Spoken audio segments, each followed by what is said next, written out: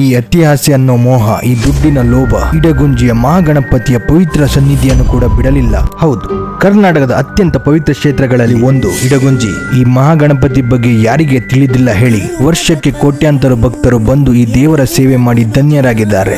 ಆದರೆ ಇವತ್ತು ಅದೇ ಗಣಪತಿ ಸನ್ನಿಧಿ ಬಗ್ಗೆ ಸೋಷಿಯಲ್ ಮೀಡಿಯಾದಲ್ಲಿ ಅಪಮಾನಕ್ಕೆ ಗುರಿಯಾಗುತ್ತಿದೆ. ಕಾರಣ, ಕೆಲವು ಅತಿ ಆಸೆಯ ಪೂಜಾರಿಗಳ ದುರಾಸೆಯಿಂದ ಭಕ್ತರು ಕೊಟ್ಟ ಕಾಣಿಕೆ ದುಡ್ಡಿಗಾಗಿ ದೇವರ ಮುಂದೆಯೇ ಜಗಳ. ಇದು ನೋಡಿದರೆ ಮನಸ್ಸು ನೋವಾಗುತ್ತೆ. ಎಲ್ಲಿಗೆ ಸಾಗುತ್ತಿದೆ ಈ ದುನಿಯಾ? ಆಸೆ ದುರಾಸೆ ಪ್ರತಿಯೊಬ್ಬ ಮನುಷ್ಯನಲ್ಲಿ ಇರುತ್ತದೆ. ಆದರೆ ದೇವರ ಸೇವೆ ಮಾಡುವ ಬ್ರಾಹ್ಮಣರಿಂದ ಈ ರೀತಿ, ಇದರಿಂದ ಪೂರ ಬ್ರಾಹ್ಮಣ ಸಮಾಜಕ್ಕೆ ಒಂದು ಕಪ್ಪು ಚುಕ್ಕೆ. ಮತ್ತು ಈ ಒಂದಿಷ್ಟು ಭಕ್ತರಿಗೆ ಹೇಳುವುದು ಒಂದೇ, ಶ್ರೀಕೃಷ್ಣ ಪರಮಾತ್ಮ ಹೇಳಿದ್ದು, ಕ್ಷಣದ ಚಿಂತೆ ಬಿಡು, ನೀನು ಕರ್ಮ ಮಾಡುತ್ತಾ ಹೋಗು. ಇದರ ಅರ್ಥ, ಒಬ್ಬ ಮನುಷ್ಯನ ಗುಣವನ್ನು ಅವನ ಮಾಡುವ ಕರ್ಮ ಅಥವಾ ಕೆಲಸದಿಂದ ಡಿಸೈಡ್ ಆಗೋದು ಹೊರತು ಅವನು ಶ್ರೀಮಂತನಿಗೆ ಅಥವಾ ಬಡತನದಿಂದ ಅಲ್ಲ.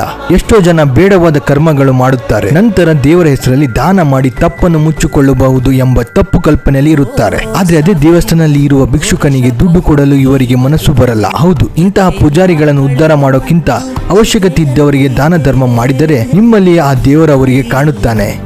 ಈ ಕೆಲವು ಜನರಿಂದ ನಮಗೆ ನಮ್ಮ ಇಡಗುಂಜಿ ಗಣಪತಿ ಮೇಲಿನ ಶ್ರದ್ಧೆ ಮತ್ತೆ ಭಕ್ತಿ ಕಮ್ಮಿ ಆಗಲ್ಲ ಅಂತ ಹೇಳ್ತಾ ಈ ನಿಮ್ಮ ಶುಭೋದ್ ಮತ್ತೆ ಬರುತ್ತಾನೆ. ಧನ್ಯವಾದಗಳು. ನಾನು ನಿಮ್ಮ ಶುಭೋದ್.